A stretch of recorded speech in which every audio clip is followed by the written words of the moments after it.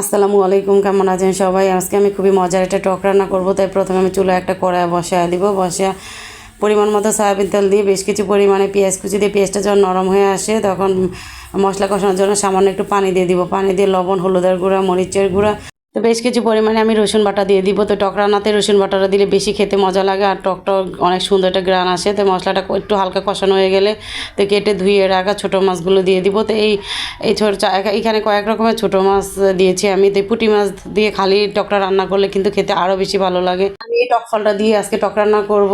সাথে কয়েকটা জলপাইও দিব। তো ভিতরের বিচি ফেলে দিয়ে আমি উপরে খোসাটা দিয়ে দিয়েছি। তো সামান্য একটু টক লাগার জন্য সাথে কয়েকটা জলপাইও দিয়েছি। দিয়ে যখন আমার মাছটা কষানো হয়ে যায় কিছু ভাতের মাড় দিয়েছি, সাথে একটু পানিও দিয়ে দিয়েছি। তো আমাদের এখানে বেশিরভাগ ভাতের মাড় দিয়ে টক রান্নাটা করা হয়। তো কার এখানে কীভাবে রান্না করা হয় কমেন্ট করে জানাবেন। তো সাথে 2টা কাঁচামরিচও মানে মাঝখান থেকে কেটে দিয়ে দিয়েছি। তো এই পর্যায়ে আমার টক রান্নাটা পুরোপুরি হয়ে গিয়েছে। উপর দিয়ে কিছু ধনিয়া পাতা কুচি দিয়ে নামিয়ে নিব। এইভাবে কারা কারা টক রান্না খেয়েছেন কমেন্ট করে জানাবেন। এই টকটা খেতে অনেক মজা হয়েছে। আল্লাহ হাফেজ।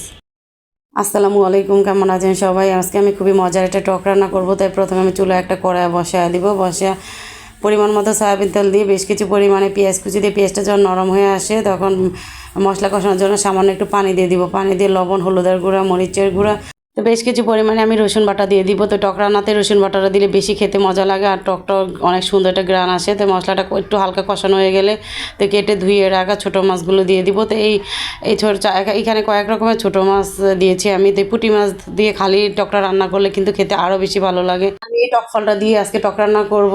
সাথে কয়েকটা জলপাইও দিব। তো ভিতরের বিচি ফেলে দিয়ে আমি উপরে খোসাটা দিয়ে দিয়েছি। তো সামান্য একটু টক লাগার জন্য সাথে কয়েকটা জলপাইও দিয়েছি। দিয়ে যখন আমার মাছটা কষানো হয়ে যায় কিছু ভাতের মাড় দিয়েছি, সাথে একটু পানিও দিয়ে দিয়েছি। তো আমাদের এখানে বেশিরভাগ ভাতের মাড় দিয়ে টক রান্নাটা করা হয়। তো কার এখানে কীভাবে রান্না করা হয় কমেন্ট করে জানাবেন। তো সাথে 2টা কাঁচামরিচও মানে মাঝখান থেকে কেটে দিয়ে দিয়েছি। তো এই পর্যায়ে আমার টক রান্নাটা পুরোপুরি হয়ে গিয়েছে। উপর দিয়ে কিছু ধনিয়া পাতা কুচি দিয়ে নামিয়ে নিব। এইভাবে কারা কারা টক রান্না খেয়েছেন কমেন্ট করে জানাবেন। এই টকটা খেতে অনেক মজা হয়েছে। আল্লাহ হাফেজ।